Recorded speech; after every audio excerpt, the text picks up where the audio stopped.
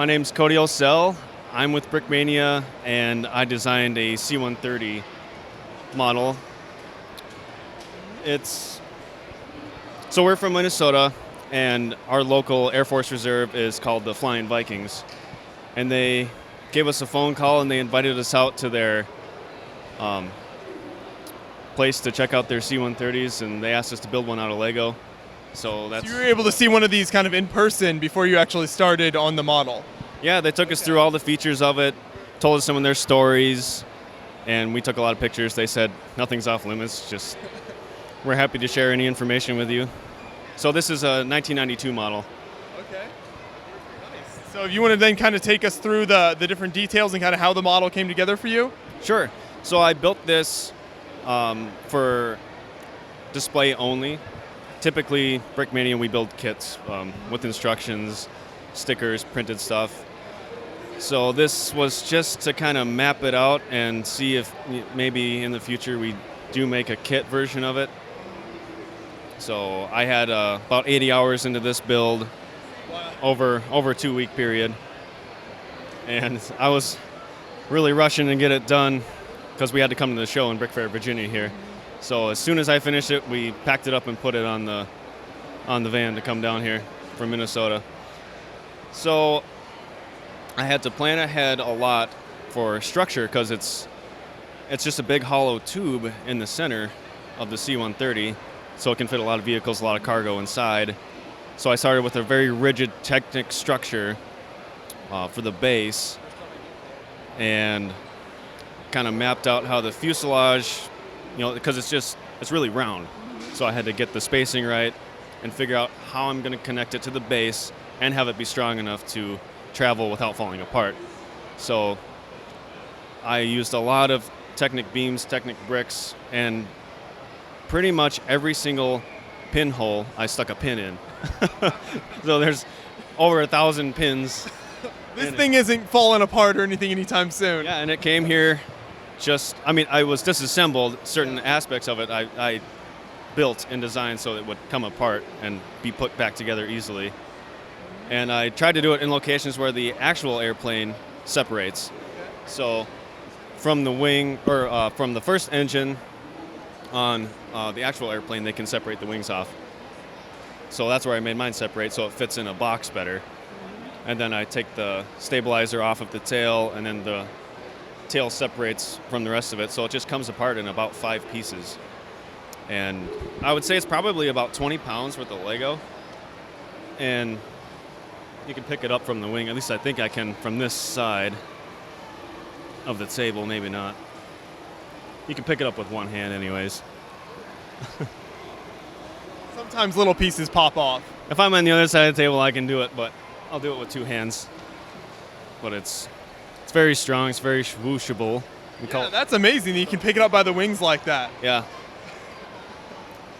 So then you've got this front section here, you've got it's always, the cockpit always has some crazy angles and stuff with these planes, and getting that with Lego isn't easy, so how'd you overcome that challenge?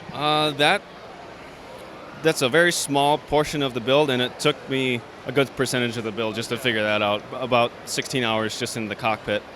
I wanted to use a Lego windscreen as one part to accomplish that look, but I wasn't pleased with it, so I had to brick build it and use a couple different panels to get the windscreen done correctly, or as correctly as I could.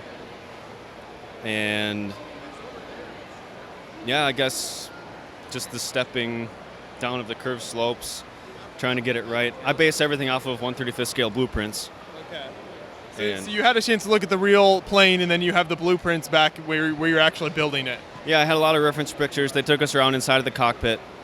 I didn't have time to do all the cockpit details internally yet, but there is space inside. So once I get back to the shop, maybe we'll add some printed elements, do all the dashboards, all the controls on the inside, and really deck out the interior.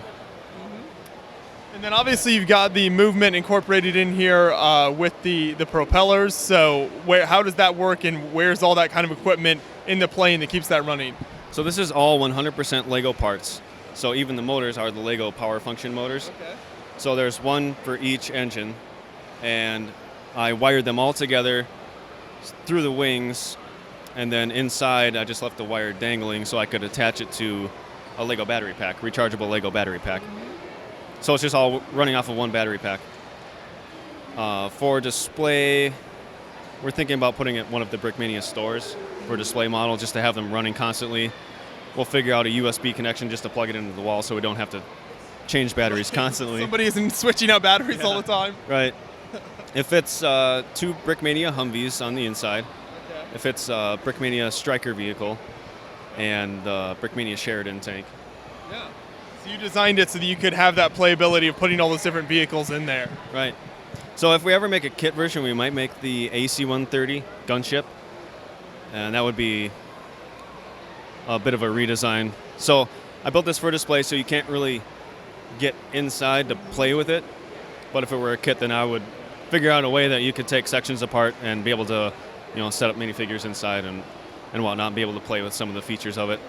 So I have the cargo doors on the back, and if you look inside, the battery pack is on the inside, so you can't see all the way down the interior. But I made the floor resemble all the places where you can attach straps and cords and things to hold down the cargo. Other than that, it's not really super detailed, but they can add things like a lot of chairs for paratroopers, fold-down chairs, things like that. And on the doors on the side here, they work on a roller system in the real aircraft. So I built a way to simulate the roller system in the doors. Okay. It's not on a roller system, the Lego version, but it's using minifig mechanical arms to at least illustrate that that's how they slide open like that. It creates that same effect. Sure. And this on the back here, we asked what were these bulges, because not every C-130 has a bulge on the back here. And the term, I think you call it LARCM, L-A-I-R-C-M, and he explained it to us like it's a Star Wars thing. It shoots a laser out at an incoming missile to blind the missile, so it loses its tracking on the C-130.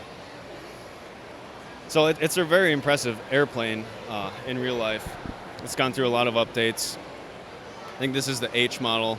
The J model is much longer, and I'm glad I didn't have to build the J model. This is a beast as is. Yeah, exactly. So, and they were telling us that C-130 can actually hold its own against a fighter jet. They constantly train to maneuver around, so if they get attacked by a fighter jet, they know how to not get shot down and defend themselves better. And it's just the fact that this is much slower than a jet, so as long as you keep the jet in front of you, they can't ever get around behind you and shoot you down. And they also have a lot of flares that they can deploy. Some people like to call it the Archangel flare display to help counteract incoming missiles. Yeah, I mean, all the technology these planes are equipped with is just amazing. It's fascinating to hear about that. So then on your plane you built here, how wide is the wingspan? I think it's about 45 inches, which is the largest airplane I've ever built. I built the B-17 underneath this display here. And then, so that helped a lot, having built something large prior to building this. I knew a lot of things I could correct and make stronger. And the answer, I guess, came in a lot of Technic beams and Technic bricks. Sure. So one of the functions I was able to create in the time allotted was the extendable flaps. So they come out and bend down. And the rest of it should do the same thing along the wing. I just didn't have time to create that feature.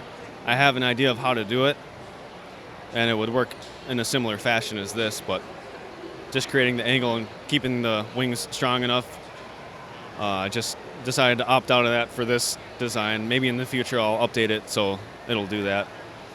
The rudder functions, the elevators,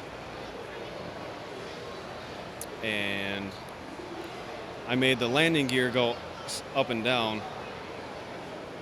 I hid some mechanisms, one on each side. So if you spin these, the landing gear retracts directly up into the airplane. Okay. And the front one is more of a manual technique. You just pull a pin out and have the landing gear retract up under the door. So you're able to design it so you can hide all those features inside, but it makes it look a decent looking design outside, but still have all those features. Correct. Yep. Yeah. Well, it certainly turned out fantastic here. This is an amazing model with the movement and everything and just the size of this. So I think you certainly achieved a good look here, and it'd be great to see this as a kit someday so that the public could have this as well. Right, yeah, I agree. I kind of dread making the instructions for something of this size, but yeah, it would be fun. It would be cool. Thank you so much for taking us through the model here. I really appreciate it, Cody. Thank you. Yeah, thank you so much.